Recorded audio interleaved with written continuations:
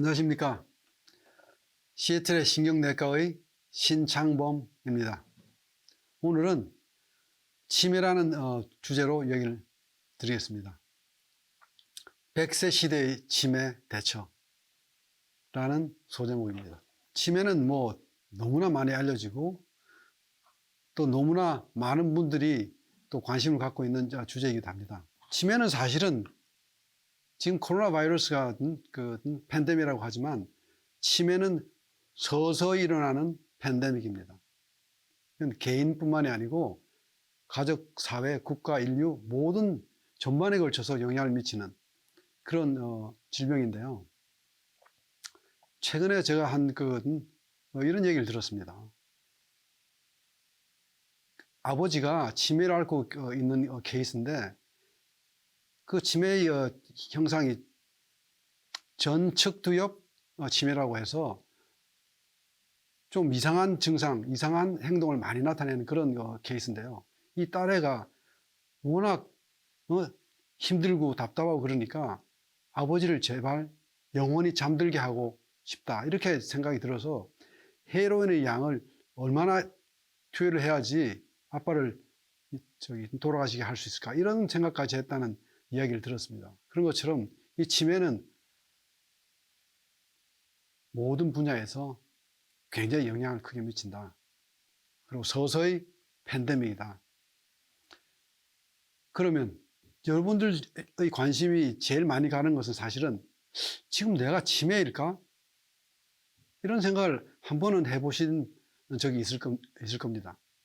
왜냐면은 이 깜빡깜빡하는 그런 경우가 생기잖아요.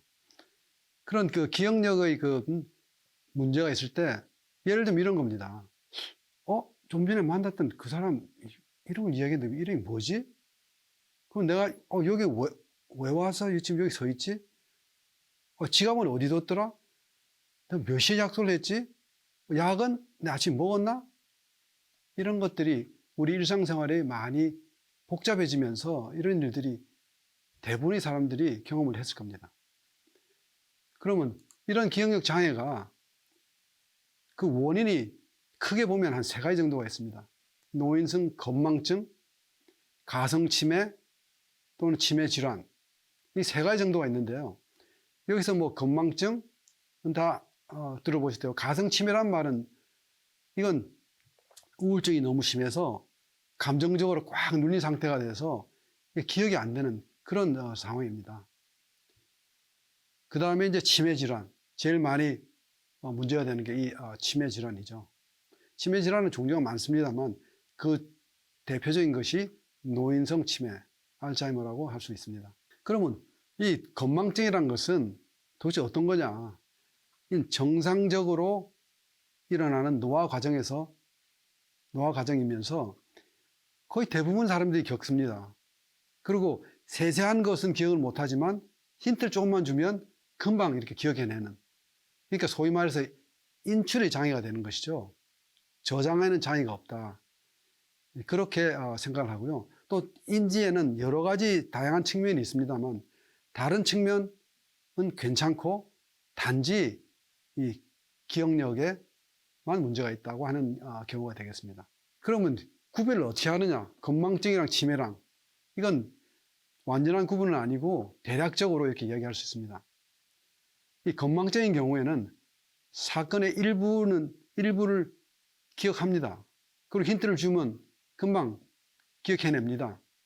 그리고 건망증이 자기가 있다고 생각을 하고 또 노력도 하고 그렇지만 다른 인지장애는 없는 거죠. 그렇지만 치매인 경우에는 사건 자체가 기억이 안 납니다. 그 다음에 힌트를 줘도 모릅니다. 그리고 자기가 본인이 기억력이 나쁘다는 것에 대해서 인지하고 노력하는 그런 것도 없습니다. 물론 다른 인지 기능 장애도 같이 더불어 오는 것이죠. 그래서 치매란 것은 선천적이 아닌 태어나서 점차 진행이 돼서 후천적으로 일어나는 인지 기능 장애.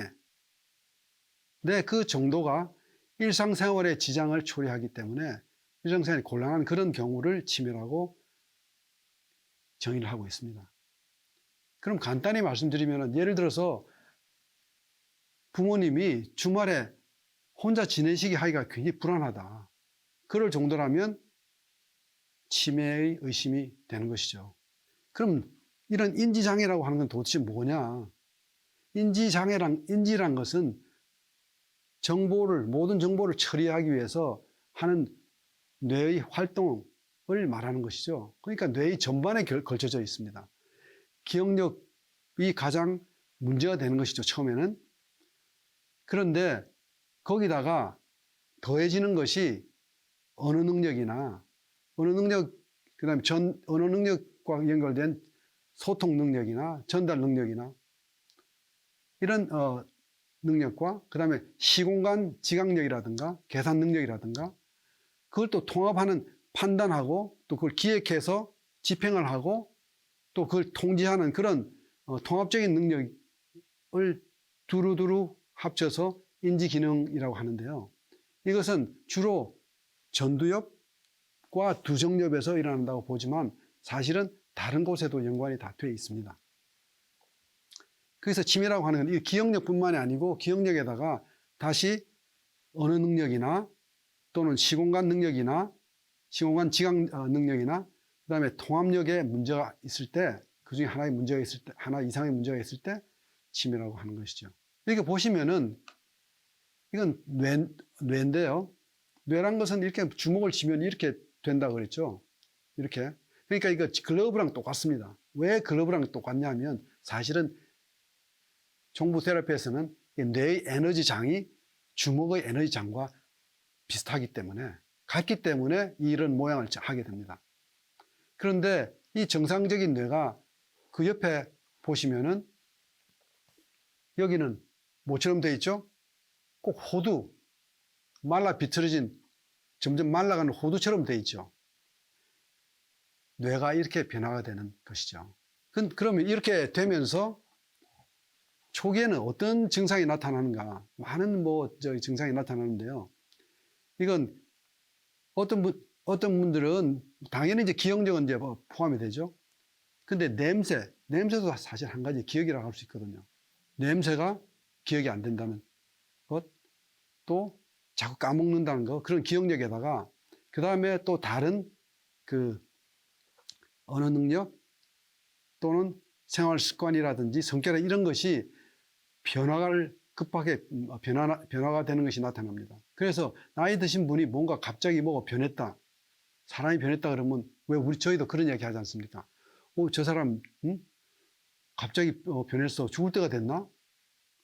이렇게 갑자기 변했을 때 그때가 사실은 굉장히 뭔가 위험한 것이 생겼다라고 볼 수 있는 것이죠. 근데 기억력이 사실은 시간적으로 쭉 지나가다가 필름이 끊기지 않습니까? 그런데 사람들은 이것이 끊기면은 그것을 메우려고 하는 노력을 합니다.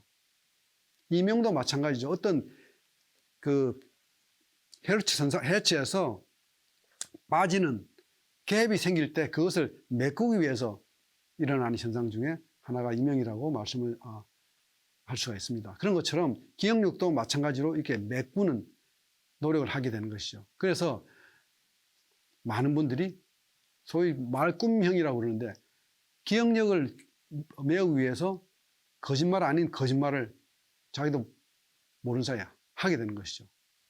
그리고 또 다른 형은 몰라형. 이거 물어보면 무조건 모른다는 거예요. 아니면은 또 여러 번 이야기를 했는데도 너 언제 얘기했어? 나 그런 거 들은 적 없어. 아니면 굉장히 그 고집을 피우는 똥꼬집형, 아니면 방콕형, 어떤 경우에는 성적으로 과잉 반응을 나타내는, 이건 전두엽 또는 측두엽의 영향도 있습니다만은 소위 말하는 섹시형이라고 할 수도 있습니다.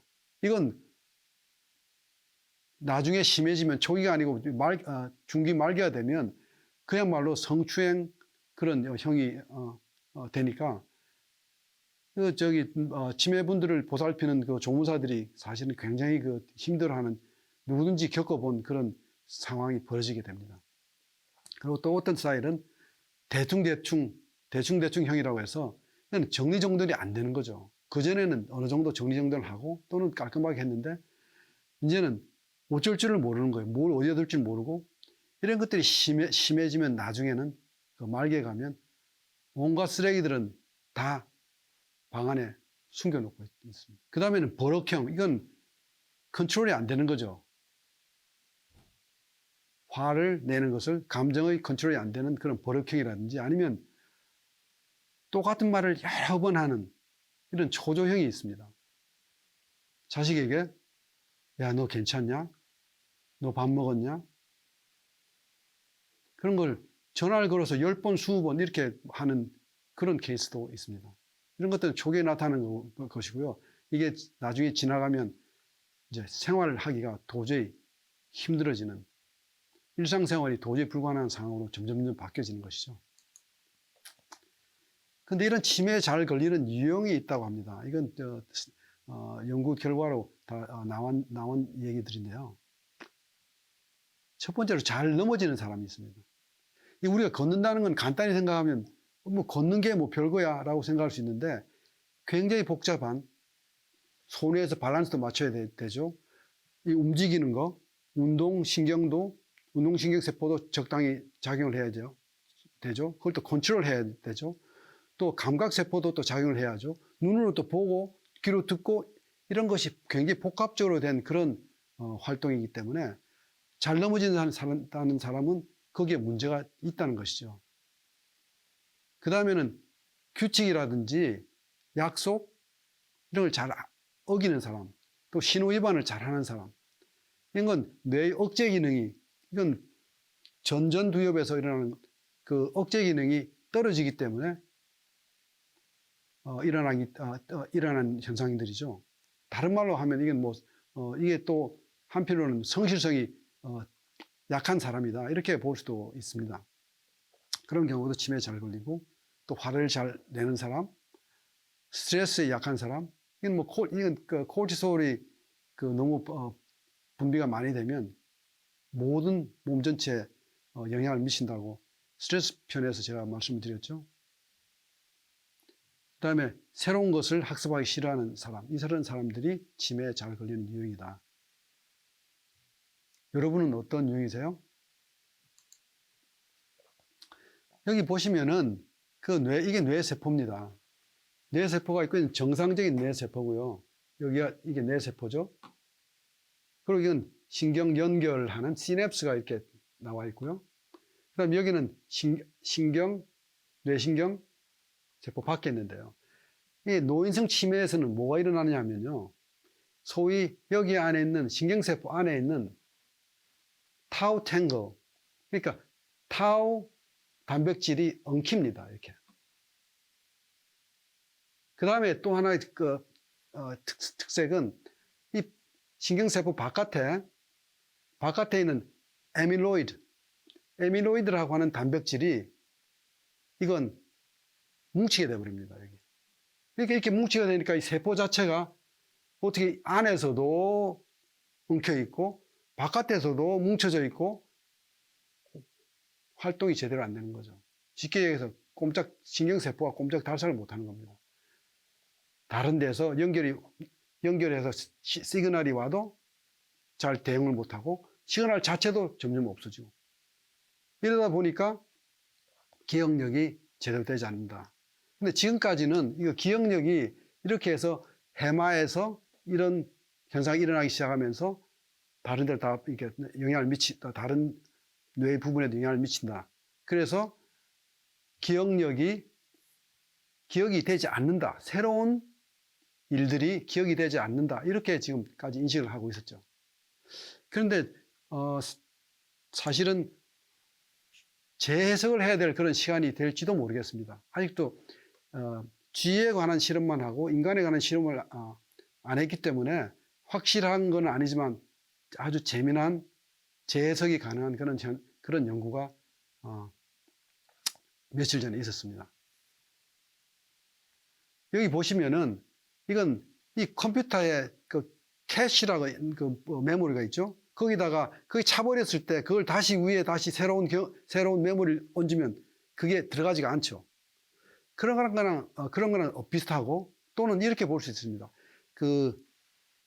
텔레비 있죠. 텔레비에서 보면 시그널은 계속 오고 있는데 화면 자체가 이상하게 이렇게 화면이 일그러지거나 아니면 분산되거나 그 심해지면은 앞에 픽셀 이런 것만 보이거나 줄만 찌 보이거나 이런 게 있죠. 근데 신호는 들어오고 사실 또 그 안에 텔레비 안에서 저장은 돼 있는 거죠. 그런데 화면에 인출이 안 되는 그런 상황이 좀 더 치매의 메커니즘에 가까운 게 아닌가 하는 그런 연구가 나왔습니다. 이걸 아주 델리케이트한 그 두 개의 광자를 생체 이용하는 그런 생체 현미경으로 해서 지금은 기술이 너무 발달돼 가지고 세포 하나하나를 볼 수가 있습니다. 그걸 특별하게 염색을 시켜서 그 신경세포 하나하나의 활동을 보면서 물론 쥐로 실험을 했죠.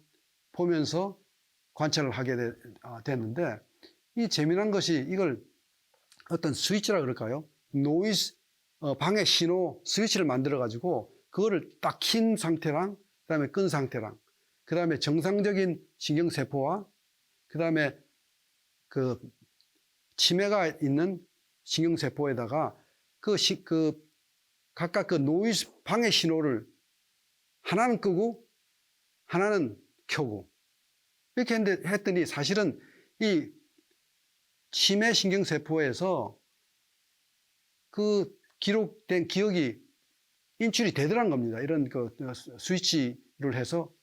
그리고 반대로 정상신경세포에서도 그 노이즈 방해 신호를 켜놨더니 그 노이즈 때문에 새로운 기억이 인출이 안 되더란 겁니다. 그래서 앞으로 그 치매의 메커니즘에 관해서 재해석이 가능한 그런 일어나지 않을까 하는 그런 아주 중요한 연구라고 저는 생각을 합니다. 이 이야기는 뭐냐면은 지금까지도 아직까지도 치매의 기전에 대해서 우리가 잘 모르고 단지 몇 가지 해마에서 또 그다음에 아밀로이드 프로테인, 그다음에 타우 프로테인 이런 데서 변화가 일어난다. 그리고 해마가 사이즈가 줄어든다.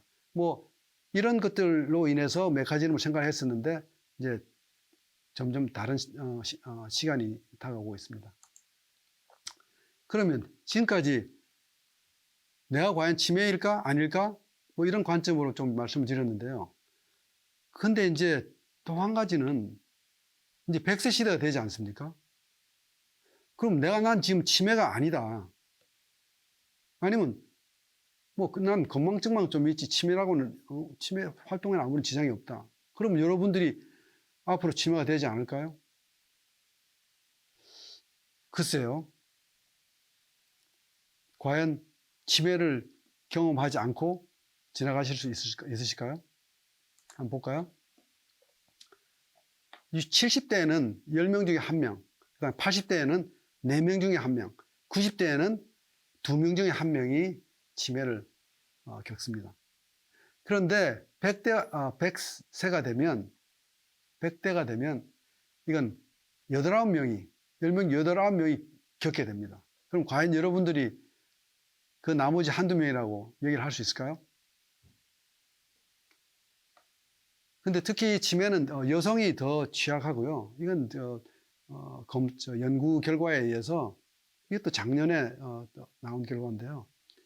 그 아밀로이드 응집과 그다음에 타우 응킴 이런 것이 여자인 경우에 더 심하더라. 어떤 분들 여자들이 더 오래 사니까 치매에 더 잘 걸리는 거 아니야? 그것도 전혀 근거가 없는 얘기는 아닙니다만은 같은 나이를 고려하더라도 그런 현상이 나타난다는 거죠. 그럼 이 지금 치매에 걸린 사람이 도대체 얼마나 되냐? 작년에 80만 명이나 그랬거든요, 한국에서. 그렇지만 그 진단이 나오지 않았거나 이런 케이스를 포함하면 저는 2020년에는 한 100만 명이 된다고 생각합니다. 그럼 저희 그 한국의 인구가 전 세계 인구의 1%니까요. 전 세계는 올해 한 1억 명이 되지 않을까요? 물론 수치로 나온 것은 그보다 적습니다만 예측을 사실은 더 넓게 하는 것이 저는 바르다고 생각합니다. 그러면 이 치매란 게 왜 일어나느냐? 모든 질환은 유전인자와 유전자 영향, 환경 영향. 항상 그렇죠. 그럼 이 유전인자, 그 중에 대표적인 유전인자가 ApoE4라는 유전인자가 있습니다. 이건 ApoE4라는 지단백인데요. 이 지단백이 이건 대립 유전자가 돼서 엄마한테서 반, 아빠한테서 반 이렇게 와서 하나의 유전자가 만들어지는데 엄마 한쪽에서만 온 경우는 보통 사람보다 그렇지 않은 사람보다 3배로 더 치매가 더 많이 왔고요. 양쪽에서 다 받은 경우에는 10배 내지 15배로 치매가 더 왔다는 결과가 있습니다. 그럼 물론 이건 유전인자는 하나의 유전인자가 아니고 여러 유전인자가 묶어서 또 나타나기도 하기 때문에 이건 아주 복잡한 얘기도 합니다. 그럼 환경 요인은 어떻게 있느냐? 불우한 환경을 유년 시절에 겪었을 때 치매가 확실히 많아진다는 그런 결과가 있습니다. 왜 그럴까요? 당연히 스트레스에 관련되어 있겠죠. 오랫동안 장기적으로 스트레스에 노출되면 코르티솔이 레벨이 높아져서 스트레스 호르몬 레벨이 높아져서 다른 호르몬들이 제대로 작용을 못합니다.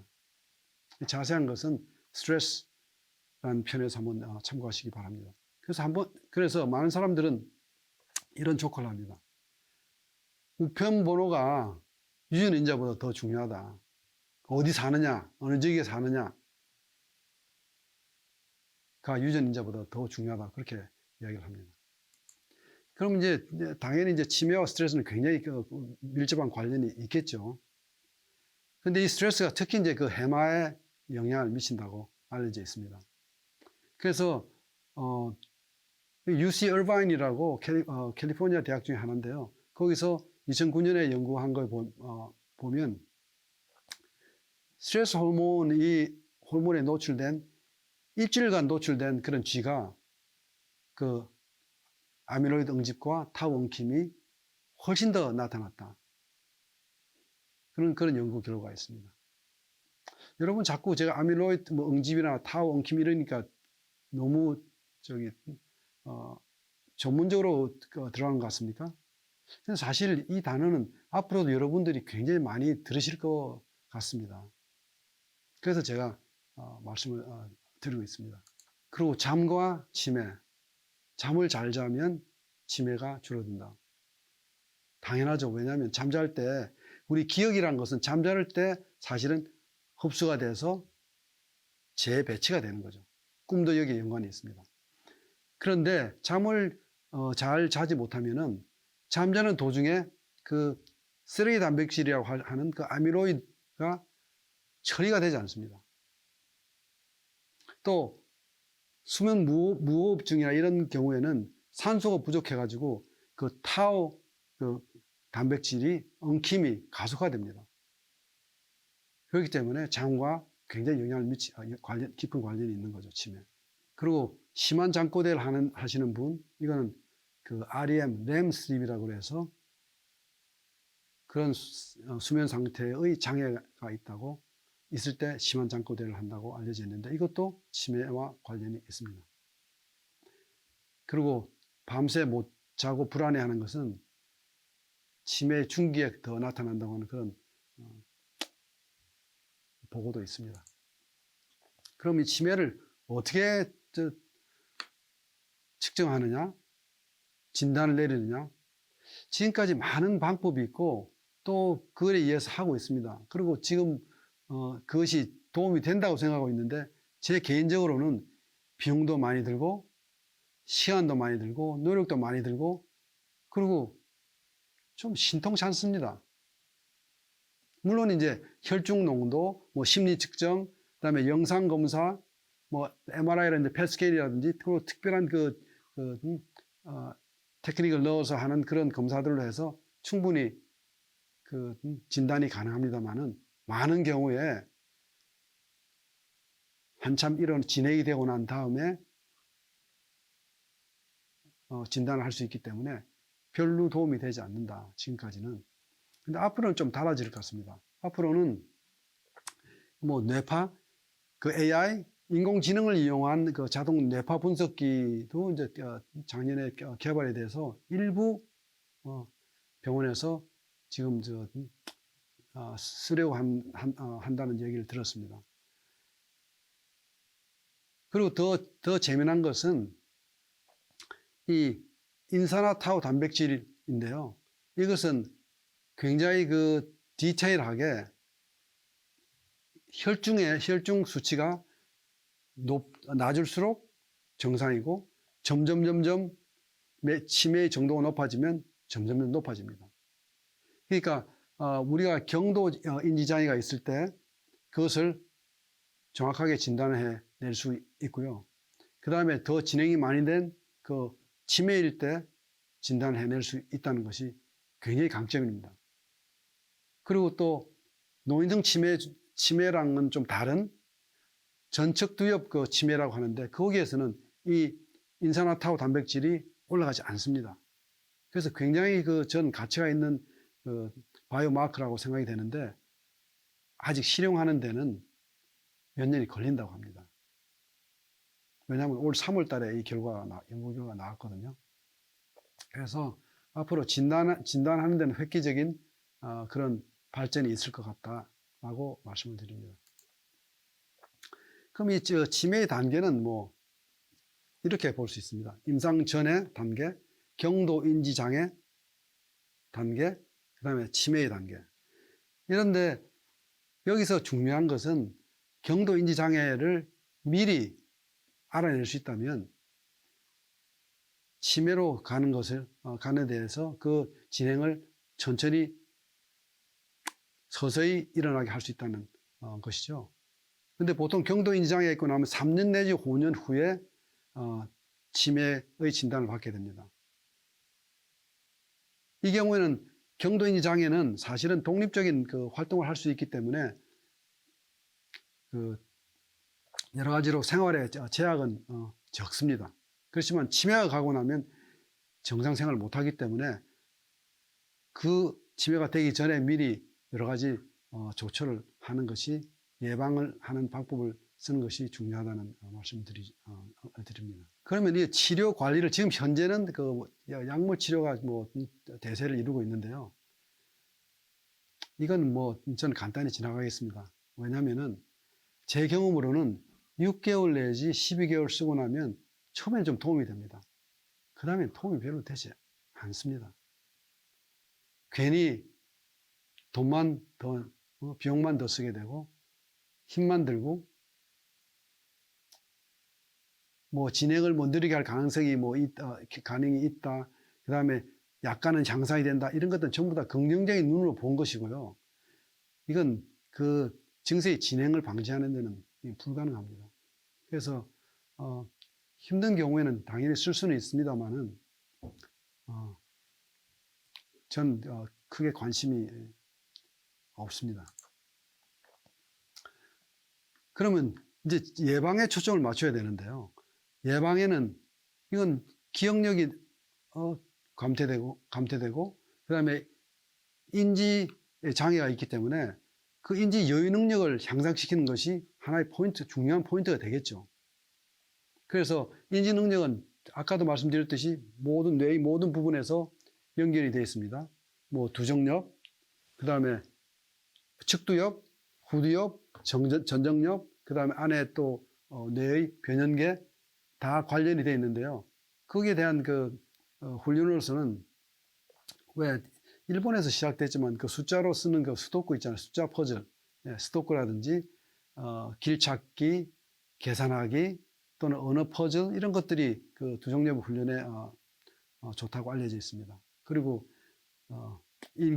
즐거운 추억 일기를 쓴다든지 뜨개질이 생각보다도 이게 좋은 훈련입니다. 왜냐하면 시공간 인지력을 높여주고, 왜냐하면 뜨개질을 하면 순서대로 또 그 자리가 있지 않습니까? 시공간적인 지각력을 올려주기 때문에 도움이 된다고 알려져 있습니다. 그 다음에 다중 언어를 쓰는 경우에도 도움이 된다라는 그런 보고도 있습니다. 그 다음에 중요한 것은 이건 적절한 운동, 이건 뭐 모든 것에 다 적용이 되는데 특히 치매와 관련해서는 손, 목, 체조, 요가, 걷기 뭐 이런 들이 다 도움이 되는데요.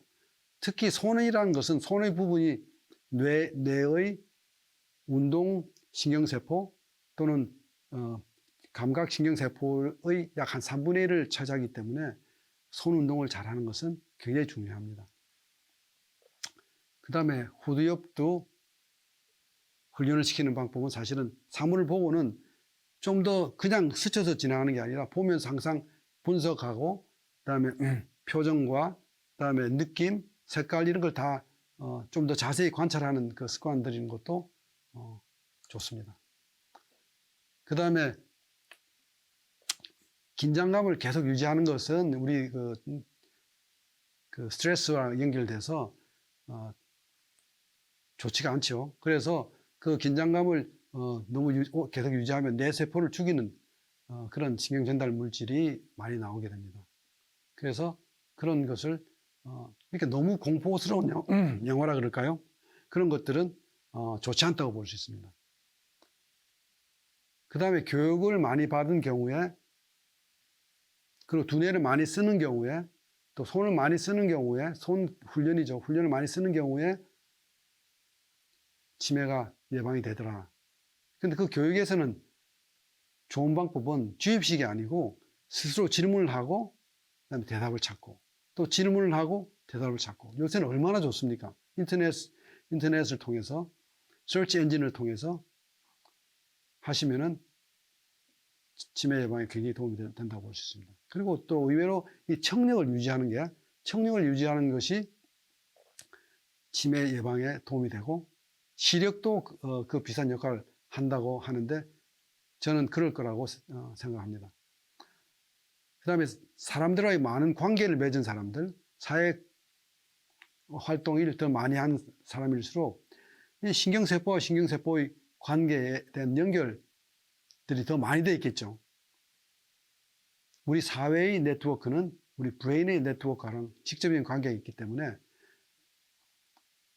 그 네트워크가 많으면 많을수록 치매 예방이 된다.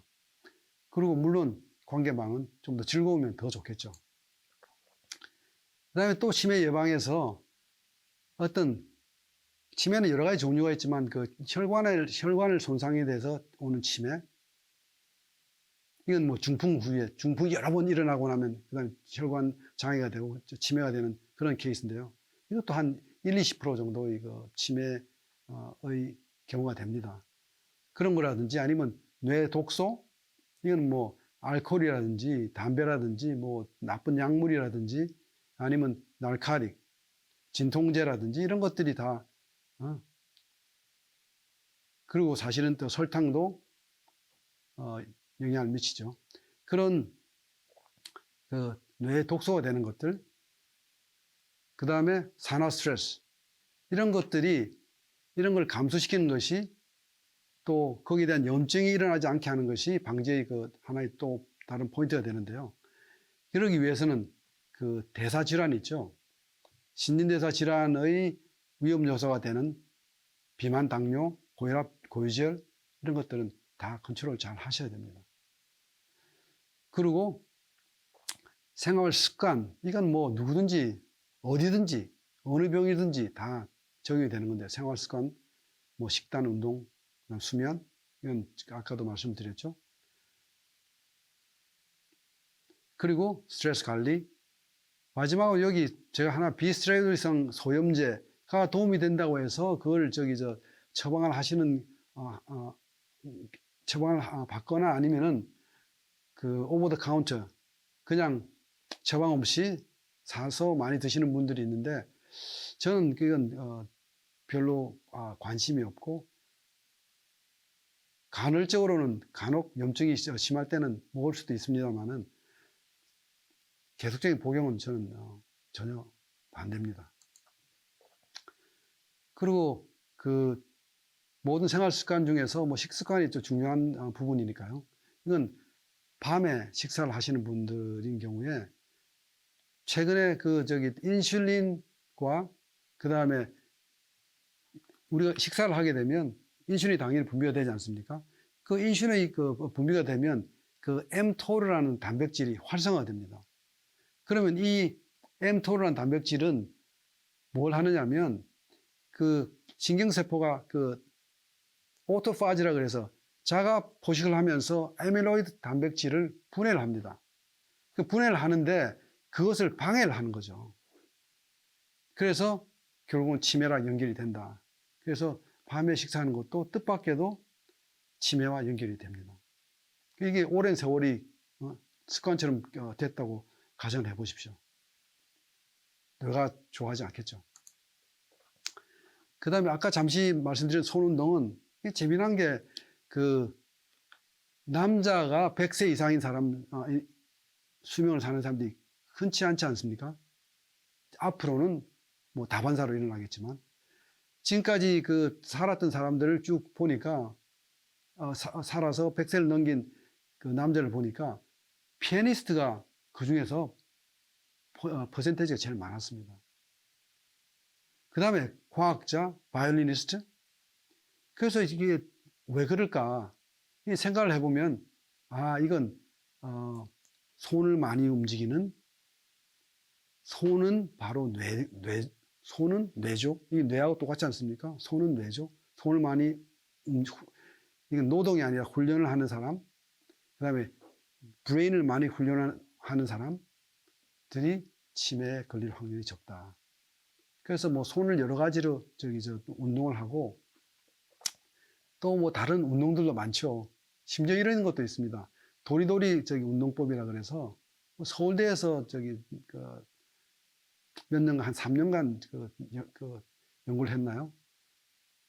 1분 동안 목을 이렇게 돌리는 겁니다. 돌리도 편하면은 또 이렇게도 돌리고, 그러니까 눈을 감고 편하게, 그리고 또 불편한 쪽이 있으면 또 불편한 대로 또 돌리고, 이렇게 해서 한 1분씩 한 3번 했더니 훨씬 더 치매에 도움이 되더라 라는 그런 연구 결과도 있습니다. 그러니까 하여튼 여러분들이 운동이 중요하다. 그리고 기본적으로 운동이라고 하는 것은 사실은 뭐 지금 현재는 이렇게 이야기하고 있습니다. 한 30분 정도, 40분 정도 일주일에 3번을 기본으로 한다. 그리고 땀을 약간 흘릴 정도. 그게 지금 현재로는 스탠다드로 되어 있습니다. 그리고 많은 치매 예방에 도움이 된다고 선전을 하고 그런 것들이 많은데요. 사실은 별로 도움이 안 되는 경우가 대부분이었습니다. 그래서 이건 연구 결과 약간의 도움이 있다고 한 경우도 있지만 대부분은 결과가 없다라고 나온 그런 것들인데요.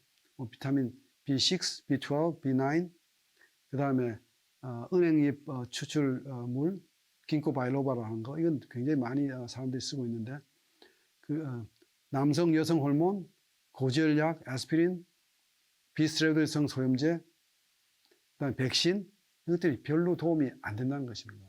그 다음에 뭐 식생활에 관해서는 여러분들이 이게 연구도 많이 되어 있습니다. 근데 간단히 말씀을 드리면은 이것은 두 가지 저는 강조를 하고 싶어요. 콜린이라고 해서 식단에서 고농도 콜린 식단으로 했더니 암놈쥐가 치매의 결과가 훨씬 더 낮게 나왔다. 이건 중국에서도 마찬가지. 중국에서는 또 순놈쥐를 가지고 연구를 했습니다. 그랬더니 동일한 결과가 나왔는데요.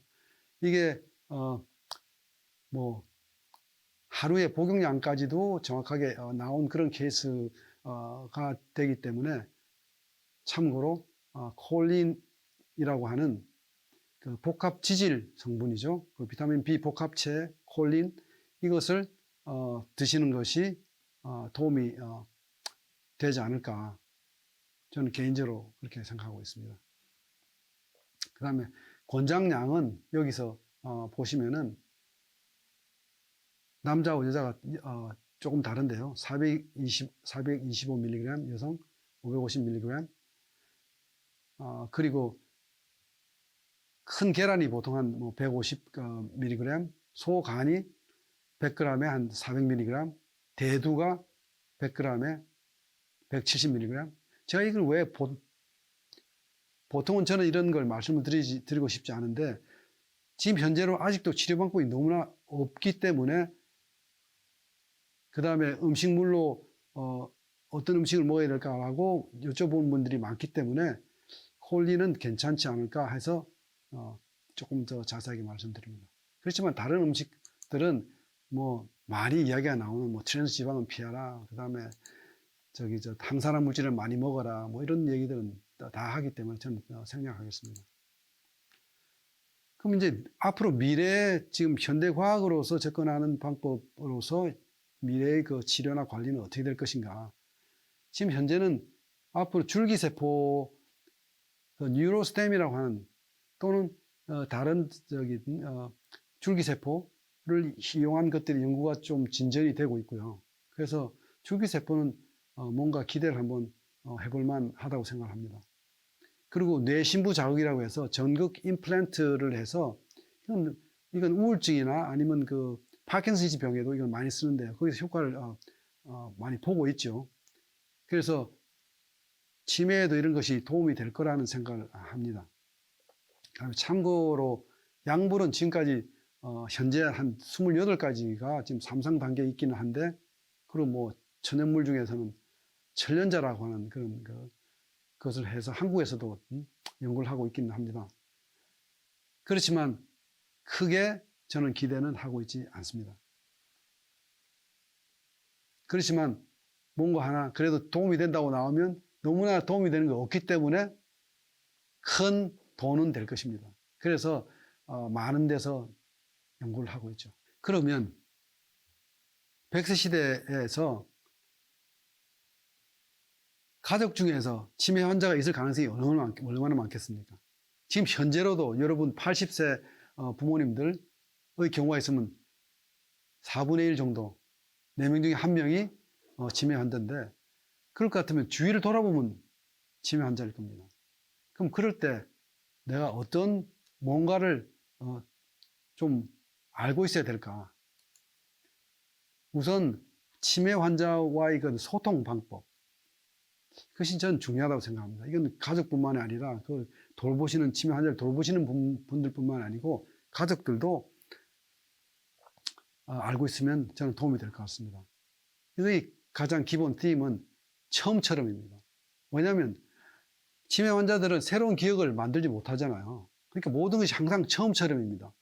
소주의 처음처럼이 아니라 처음처럼 모든 것이, 그러니까 어떤 의미에서는 처음처럼은 굉장히 어떤 그 here and now, 굉장히 정신적으로 중요한 포인트, 어떤 도적인 또는 정신적인 측면에서 굉장히 중요한 말이기도 합니다.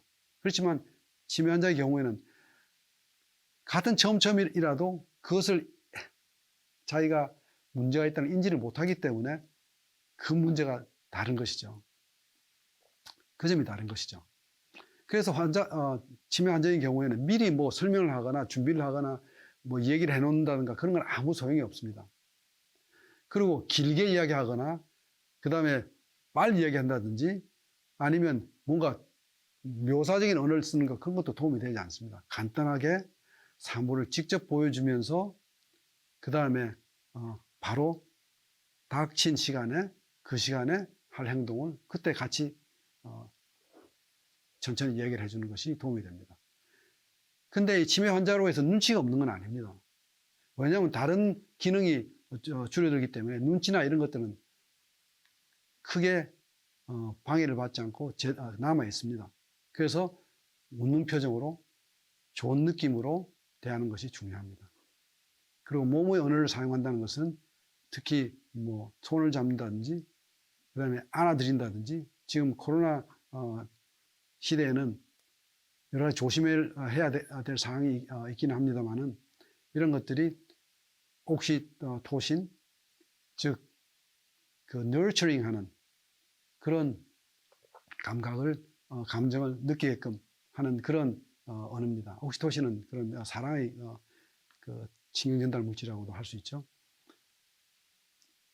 이런 것을 사용해서 치매 환자와 소통을 할 수가 있습니다.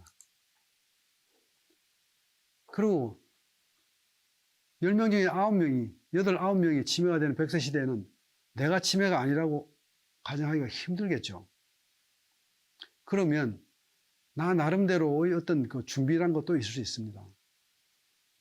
그래서 내가 환자일 경우에 내가 돌봄을 당할 때 거꾸로 한번 생각을 해보는 것이 중요합니다. 역지사지죠. 그런 경우에 그 간병하는 사람들한테 하고 의사 감정의 전이가 잘 될 수 있도록 참 맛있다, 참 멋있다, 참 예쁘다, 참 고맙다, 이런 말들을 입에 배어두고 있는 것이 굉장히 전 중요하다고 생각합니다. 그러면은 그 종부 테라피 면에서 치매를 예방 치료를 어떻게 하느냐? 왜냐하면 위에서 보시다시피 치료 방법이 없죠, 제대로. 근데 종부 테라피에서는 그 뇌의 에너지장의 변화는 사실은 나이가 들면서 피할 수가 없습니다. 그러나 늦출 수는 있다. 그 다음에 스트레스나 두통이나 비염, 이명, 대사질환, 이 편에서 제가 좀 자세하게 말씀을 드렸습니다만 전부 다 뇌와 연결이 돼 있다. 그렇기 때문에 이런 다른 질병과 연관이 돼 있기 때문에 스트레스 매니지먼트를 잘 해야 된다. 또 코로 호흡을 할 수 있는 그런 상황을 만들어 놓는 것도 굉장히 중요하다. 그 다음에 두통이나 이명을 컨트롤하는 것도 중요하다. 그 다음에 대사질환을 막는 식생활 습관도 중요하다. 당연하죠. 거기다가 그 생활 습관에서 종부 테라피에서는 바른 식생활, 또 바른 걷기, 또 바른 자세, 호흡, 명상, 이런 것들이 다 중요하다고 생각을 하고 있습니다. 그러면 이제 치료하는 치료점을 볼까요? 치료점의 기본은 일단 두뇌의 문제이기 때문에 전두골, 후두골, 그 다음에 목에서의 혈액순환을 부드럽게 하고 촉진시키고, 그 다음에 또 만들어진 디브리스를 찌꺼기를 잘 걸러낼 수 있는 그런 흉쇄 유돌근을 긴장을 풀어서 경정맥을 잘 흐르게 만드는 것이 중요하기 때문에 흉쇄 유돌근, 그 다음에 산소와 그 다음에 포도당을 잘 공급해 줘야 되니까 심장과 폐, 또 간, 그 다음에 위에 관련된 신경절, 횡격막, 이런 것들이 굉장히 중요하게 되죠. 그래서 제가 지금 위는 추가라고 했는데, 위는 그 추가가 아니고 기본으로 놓아도 좋을 것 같습니다. 그 다음에 이제 추가적인 것으로서 비장, 신장, 그 다음에 장요근 관련된, 또 그와 관련된 신경절, 그 다음에 개인별로 또 증상별로 또 맞춤형으로 상황에 맞게, 예를 들면 뭐 비염이 있다 그러면 또 코로 숨을 쉬지 못한다, 그럼 거기에 맞게 비염도 같이 치료를 해야 되겠죠. 그럼 여기서 기본적인 그 데를 한번 짚어보겠습니다. 여기 손 왼쪽, 그 다음에 오른쪽 손인데요. 우선 그 전두골에 해당되는 쪽을 이쪽에서 커버하고요. 그 다음에 반대쪽 똑같이 전두골에 해당되는 부분을 커버하고요. 그 다음에 여기는 C4라고 할 수 있는 여기 마찬가지죠. C4라고 할 수 있는 그 횡격막을 커버하고요. 그 다음에 여기는 흉쇄 유돌근을 커버하고요. 여기 두 개 빠졌습니다. 똑같이. 그리고 심장, 그 다음에 폐, 산소의 공급과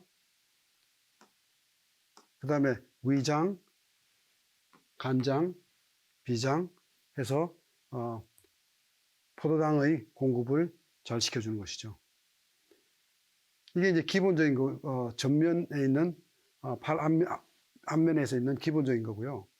그 다음에 경우에 따라서는 여기 장요근, 대장에 해당되는 부분을 보충할 수가 있습니다.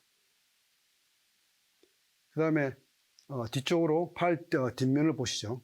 여기는 팔의 뒷면인데요. 팔의 뒷면에서는 C1, C2 이쪽은 왼쪽 팔이고 이쪽은 오른쪽 팔이죠. 왼쪽 팔에서 C1, C2, C1, C2 이거는 뒤에 그 후두골을 하고 연결된 지점이고요. 그 다음에 C4, C4 그 다음에 그 다음에 횡격막에 관련된 부분은 이 지점인데요. 둘 중에 하나를 선택하시면 되겠습니다. 그리고 심장, 오른쪽이죠. 그 다음에 왼쪽에는 폐, 그리고 여기는 위장, 그 다음에 여기는 간에 해당되는 신경절이 되겠습니다. 기본적으로는 이렇게 커버를 하시고요. 그 다음에 그 더 필요한 경우에는 비장이라든지 신장이라든지 그 다음에 대장에 관계되는 것은 또 별도로 추가를 하시면 되겠습니다. 오늘은 여기까지 여러분들하고 치매에 관해서 논의를 해봤습니다. 여러분이 100세 치매 여러분도 준비를 잘 하시기를 바랍니다. 그리고 예방할 수 있는 한두 사람, 10명 중에 한두 사람에 해당되는 그런 분들이 되시기를 바라면서 오늘은 이만 줄입니다. 감사합니다.